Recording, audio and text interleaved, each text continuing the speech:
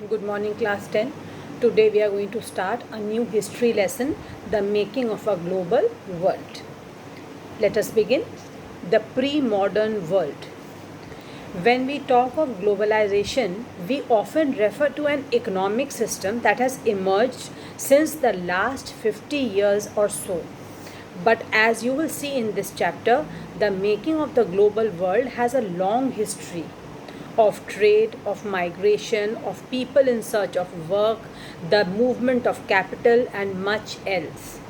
As we think about the dramatic and visible signs of global interconnectedness in our lives today, we need to understand the phases through which this world in which we live has emerged. All through history, human societies have become steadily more interlinked. From ancient times, travelers, traders, priests, and pilgrims traveled vast distances for knowledge, opportunity, spiritual fulfillment, or to escape persecution. They carried goods, money, values, skills, ideas, inventions, and even germs and diseases. As early as 3000 BCE, an active coastal trade linked the Indus Valley civilization with the present day West Asia. For more than a millennia, cowries or the Hindi kauri or seashells used as a form of currency from the Maldives found their way to China and East Africa. The long distance spread of disease carrying germs may be traced as far as the 7th century. By the 13th century, it had become an unmistakable link. Silk routes link the world. Silk routes are a good example of vibrant pre-modern trade and cultural links between distant parts of the world.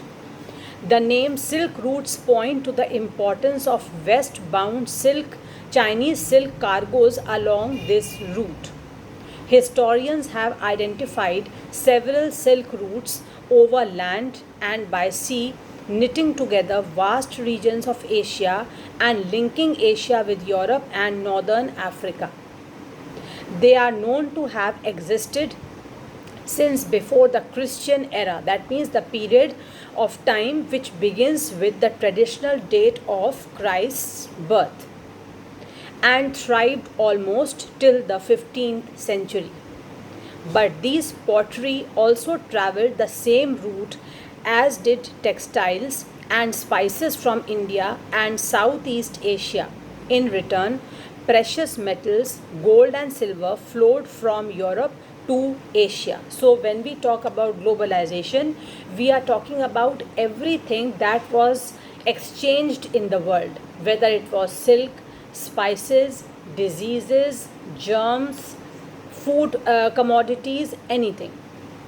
Trade and cultural exchange always went hand in hand. Early Christian missionaries almost certainly traveled this route to Asia, as did early Muslim preachers a few centuries later. Much before all this, Buddhism emerged from eastern India and spread in several directions through intersecting points on the Silk routes. There is nothing you have to learn in this, children. In these two paragraphs, there's nothing to learn. Food travels. Spaghetti and potato. Spaghetti is a type of pasta. Food offers many examples of long distance cultural exchange.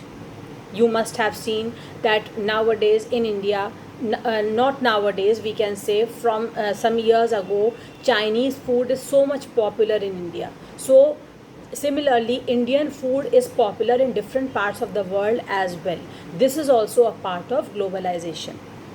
Food offers many examples of long distance cultural exchange. Traders and travelers introduced new crops to the lands they traveled. Even ready foodstuff in distant parts of the world might share common origins. Take spaghetti and noodles. It is believed that noodles traveled west from China to become spaghetti. Or perhaps Arab traders took pasta to 5th century Sicily, an island now in Italy. Similar foods were also known in India and Japan, so the truth about their origins may never be known. Yet such guesswork suggests the possibilities of long distance cultural contact even in the pre-modern world. Many of our common foods, such as potatoes, soya, groundnuts, maize, tomatoes, chilies, sweet potatoes, and so on, were not known to our ancestors until about 5 centuries ago.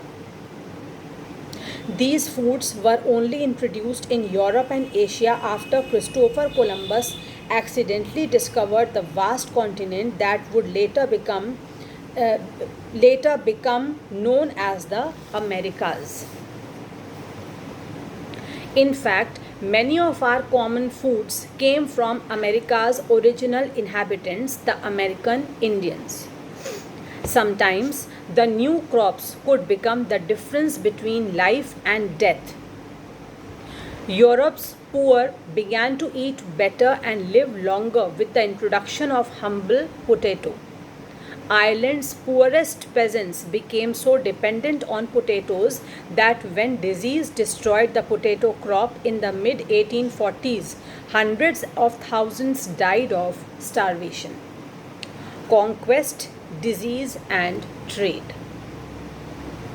The pre-modern world shrank greatly in the 16th century after European sailors found a sea route to Asia and also successfully crossed the Western Ocean to America.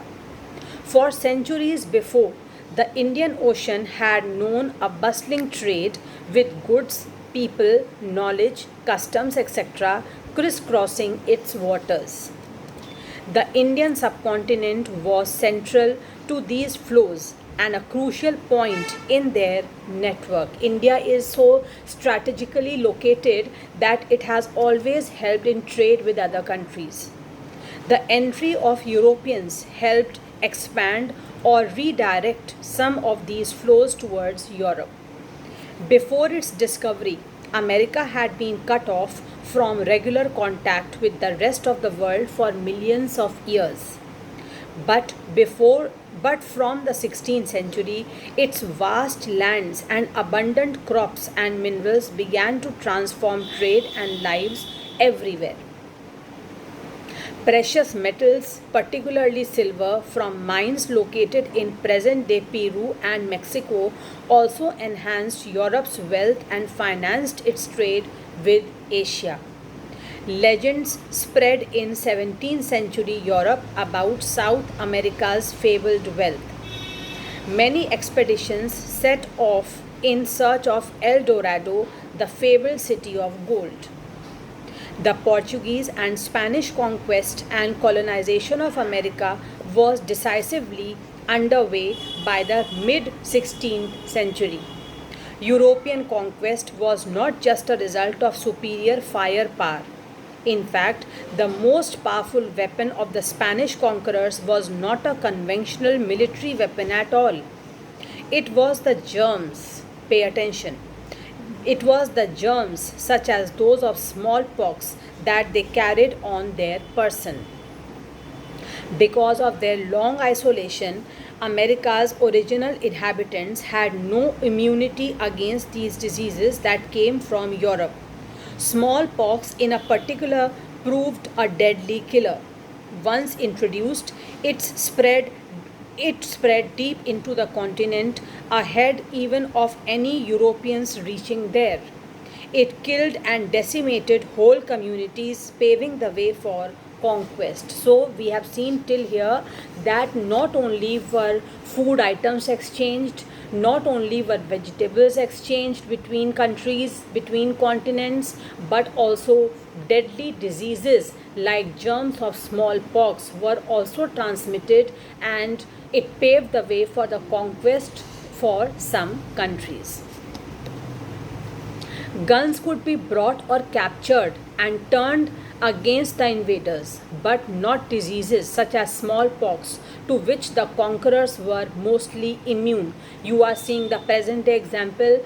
This virus, coronavirus, you are seeing it has spread so much in the whole world that everywhere people are in great trouble. Nobody is able to no nation is able to free itself from this deadly virus. So with such rapidity these viruses spread, and all the people in those lands used to die due to the germs of smallpox. Until the 19th century, poverty and hunger were common in Europe. Cities were crowded and deadly diseases were widespread. Religious conflicts were common and religious dissenters were persecuted. See, the meaning of dissenter is given here: one who refuses to accept established beliefs and practices. So those who did not believe in established religious practices, they were persecuted, they were killed. Thousands therefore fled Europe for America. Here, by the 18th century, plantations worked by slaves captured in Africa were growing cotton and sugar for European markets. Until well into the 18th century, China and India were among the world's richest countries. They were also preeminent in Asian trade. However, from the 15th century, China is said to have restricted overseas contacts and retreated into isolation. China's reduced role and the rising importance of the Americas gradually moved the center of the world trade westwards. Europe now emerged as the center of world trade. The 19th century. The world changed profoundly in the 19th century. Economic, political, social and cultural and technological factors interacted in complex ways to transform societies and reshape external relations. Economists identify three types of movement or flows within international economic exchanges. Now this you should underline, the three types of movements or flows, and you have to learn this. I am repeating this first line again. Economists identify three types of movement or flows within international economic exchanges. Number one, the first is the flow of trade, which in the 19th century referred largely to trade in goods, example cloth or wheat. The second is the flow of labor. First is the flow of trade, second is the flow of labor. The migration of people in search of employment. And third is movement of capital, that is money, finances. Movement of capital for short-term or long-term investments over long distances. So these three things you will have to learn properly. The three type of movements or flows within international economic exchanges were: firstly, the flow of trade; secondly, the flow of labor; and thirdly, the flow of capital. All three flows were closely interwoven and affected people's lives more deeply than ever before. The interconnections could sometimes be broken. For example, labor migration was often more restricted than goods or capital flows. Pay attention, I am reading this again. Labor migration was often more restricted than goods or capital flows. That means it was not always possible to see the equal amount of laborers or workers coming in, migrating from different places. Yet it helps us to understand the 19th century world economy better if we look at the three flows together. All these three flows are interrelated. Trade depends on labor and capital. Capital depends on the flow of trade, that is the raw material, whether it is in terms of cloth or otherwise, and labor is also dependent upon trade and capital. So all three are interrelated to each other. The world economy takes shape. A good place to start is the changing pattern of food production and consumption in industrial Europe. Traditionally, countries liked to be self sufficient in food. Pay attention, all these paragraphs are important. Traditionally, countries liked to be self sufficient in food. But in 19th century, Britain self-sufficiency in food meant lower living standards and social conflict. Why was this so?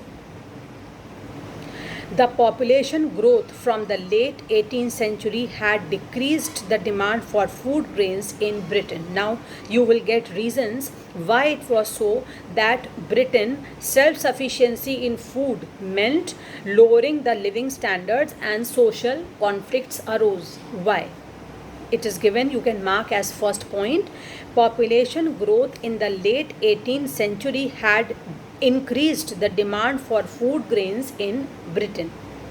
As urban centers expanded and industry grew, the demand for agricultural products went up, pushing up food grain prices. This is number 2. I am reading this again. As urban centers expanded and industries grew, demand for agricultural products went up, pushing up food grain prices. Under pressure from landed groups, the government also restricted the import of corn. Very important. Please underline. This is point number 3. The government restricted the import of corn. The laws allowing the government to do this were commonly known as corn laws. Very, very important. A separate question, a 2-mark question or sometimes a 1-mark question also comes on corn laws. So you will have to write this. You will start your answer from here. Under pressure from landed groups, the government restricted the import of corn.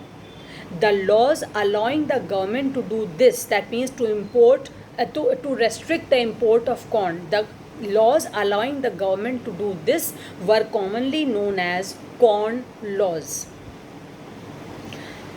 Unhappy with high food prices, industrialists and urban dwellers forced the abolition of corn laws. This is point number 4. So there are 4 points in this paragraph.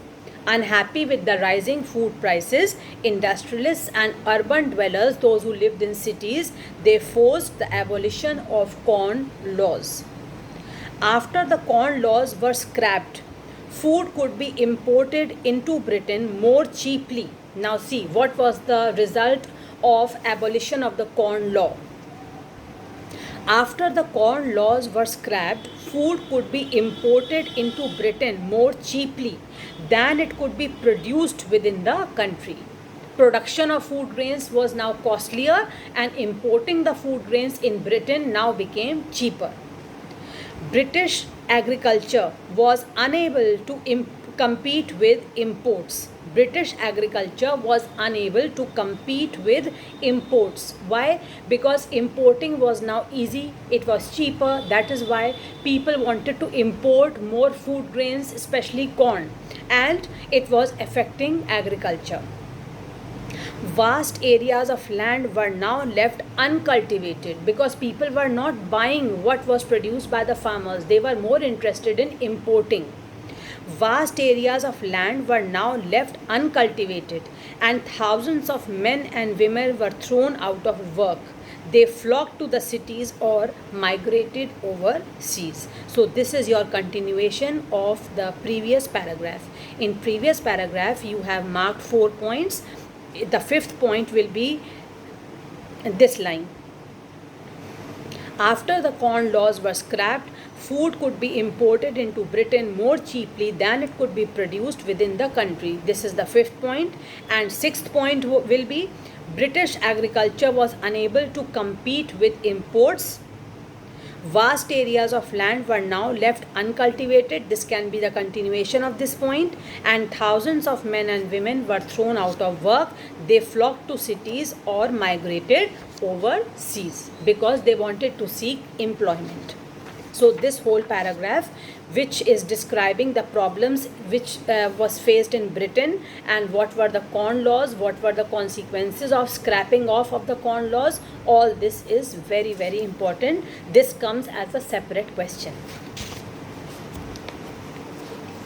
As food prices fell, consumption in Britain rose. Keep paying attention. As food prices fell, consumption in Britain rose.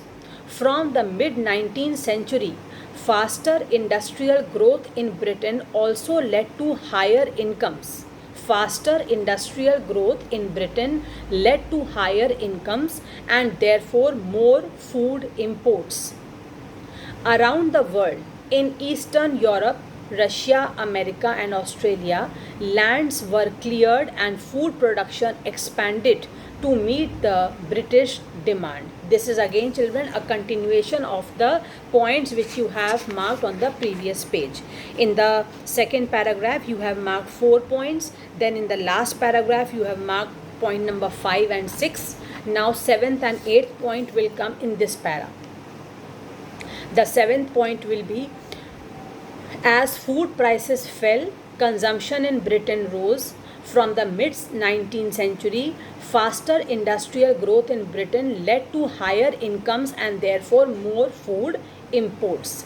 8th point, around the world, in Eastern Europe, Russia, America and Australia, lands were cleared and food production expanded to meet the British demand. It was not enough merely to clear lands for agriculture. Railways were needed to link the agricultural regions to ports so that whatever was produced, it could be brought from one place to another. New harbors had to be built and old ones expanded to ship the new cargoes. People had to settle on lands to bring them under cultivation. All this is important. It can come in any form. The question can come in any form. People had to settle on lands to bring them under cultivation. This meant building homes and settlements. All these activities in turn required capital and labor. Now what we are seeing, if you observe, we are seeing the connection between the three flows. First was trade, second was labor and third was capital. So in order to cultivate more, in order to focus more on agricultural production, it required capital and labor. All these activities in turn required capital and labor. Capital flowed from financial centers such as London. The demand for labor in places where labor was in short supply, as in America and Australia, led to more migration. In those places like America and Australia, there was less labor and so labor had to be brought from different places. People had to migrate to these places. Nearly 50 million people emigrated from Europe to America and Australia in the 19th century.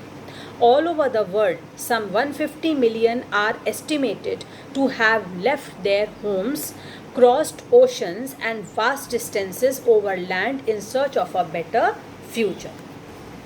So what we have seen till now, we have seen the Corn Laws, we have seen the effect of the abolition of Corn Laws, then how labor, trade and capital, how these three are interconnected. Thus, by 1890, a global agricultural economy had taken shape, accompanied by complex changes in labor movement patterns, capital flows, ecologies and technology. Food no longer came from the nearby village or town, but from thousands of miles away. It was not grown by the peasant tilling his own land, but by an agricultural worker, perhaps recently arrived, who was now working on large farm that only a generation ago had most likely been a forest.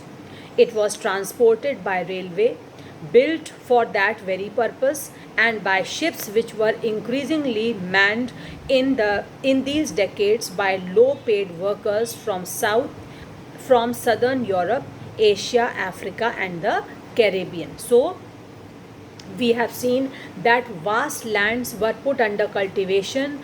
The peasants were brought from different places to work on those fields, and the uh, ready material, which was the ready produce, agricultural produce, it was transported to different places through railways and through ships. Some of this dramatic change, though on a smaller scale, occurred closer home in West Punjab. Now we will see the situation in India. Till now we were seeing about Britain. Now we will see about India. Here, the British Indian government built a network of irrigation canals to transform semi-desert wastes into fertile agricultural lands that could grow wheat and cotton for export. The canal colonies, as the areas irrigated by the new canals were called, were settled by peasants from other parts of Punjab. Of course, food is merely an example. A similar story can be told for cotton, the cultivation of which expanded worldwide to feed British textile mills, or rubber. Indeed, so rapidly did regional specialization in the production of commodities develop that between 1820 and 1914, world trade is estimated to have multiplied 25 to 40 times. Nearly 60% of this trade comprised primary products, that is, agricultural products such as wheat and cotton, and minerals such as gold. So, today I will stop here. I am repeating what is important for you to remember till this part of the chapter. On page number 78, there is nothing much for you to learn in the first heading, Silk Routes Linked to the World. Then in the second part, give it a reading and just underline some of the things like noodles traveled west from China to become spaghetti. The Arab traders took pasta to 5th century Sicily, an island now in Italy. Then in the next paragraph, many of our common foods such as potatoes, soya, etc. Were not known to our ancestors until about 5 centuries ago. Then in this paragraph, in this heading, conquest, disease and trade. In the first, second and third paragraphs, there is nothing for you to learn as such. But in the last paragraph, just keep one thing in mind, that globalization was also in terms of germs and diseases. The disease smallpox was transmitted from person to person on a very large scale. Then on page number 80 again, you don't have to learn anything as such, but give it a reading and learn the meaning of dissenter. Then the 19th century, page number 81. This is very important. You have to learn everything in the second and third paragraph, which comes under the heading, the world economy takes shape, and also the second paragraph of the heading, the 19th century, where the 3 types of flows or movements are given. You have to learn that by heart. Then what problems have been described about Britain, how their agricultural products went up and the prices went up, what kind of problems were faced there, why these problems came up. All you have to learn, I have told you already in point form. Then you should know what were the corn laws. Then when the corn laws were done away with, then what was the result. All this I have made you underline and mark. Learn that by heart. Then on the next page, first paragraph, also you have to learn that. Then in the second paragraph, you should learn how what were the changes made when agriculture was being developed, then what changes were made, how places were linked with each other, how why people used to migrate from one place to another, how capital and labor was interconnected. This all you have to remember. And on page number 83, in the first, second and third paragraphs, there is nothing as such for you to learn just now. Okay, so learning is one thing, but remember, you have to read very carefully once again whatever I have taught you till now today. And if there's any kind of doubt, you can ask me on my WhatsApp number. We will continue from this heading, role of technology, in our next class. Thank you, children.